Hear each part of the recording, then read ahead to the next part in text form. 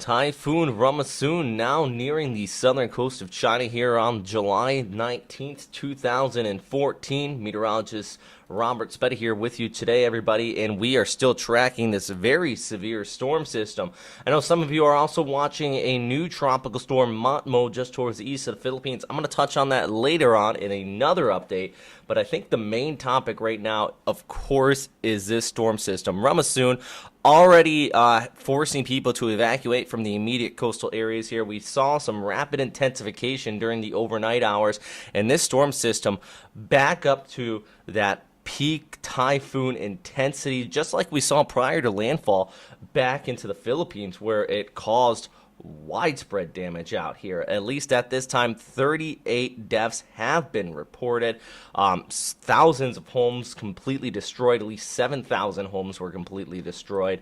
We saw 16,000 homes partially destroyed, and at least 500,000, I think more than that, upwards about 1 million people now without power in some areas of the Philippines here. So a lot of impacts, recovery efforts still going on out there, and now this storm system is going to be packing a punch, bringing some very gusty winds, damaging winds potentially to northern portions of Hainan, southern Guangdong province as well.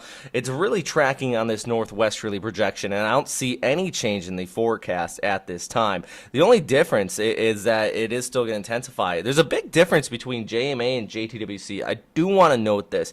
Sometimes the agencies split up, especially when there's rapid intensification. JMA says 157 gusting to 222 kilometers per hour. JTWC actually has the sustained winds at 222 with the gust at 269 kilometers per hour. Either way, both of these can cause some damage. So if you are out here visiting, you're watching this update, you have to prepare. You don't want to be one of those people caught outside. And really one of the big threats in this area of the world is typically the high winds. Not really so much of a storm surge, but it's going to be any flying debris across this area.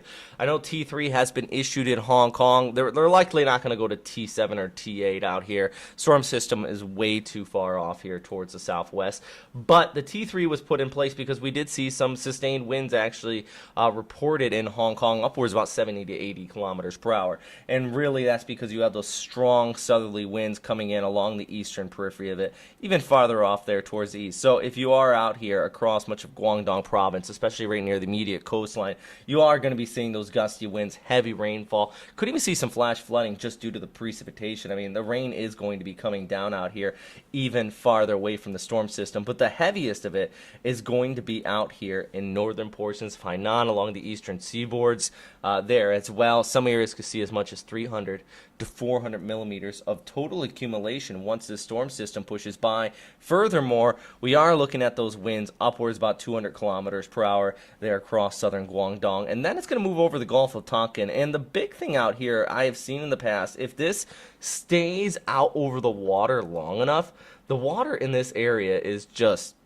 baking hot. That could allow it to maintain some sort of intensity and come on shore again still as a rather potent typhoon there in the northern Vietnam. And the main threat across this area is going to be the flooding. If we're talking about southwestern China, northern Vietnam, it definitely is going to be the flooding once this storm system comes ashore. So it's something we're really going to be wanting to watch here over the course of the next 24 to 48 hours. But the big thing is expecting landfall now as a very strong typhoon out there. Actually, the intensity upwards of a tense typhoon, according to JMA. JTWC pushing that super typhoon equivalent for them.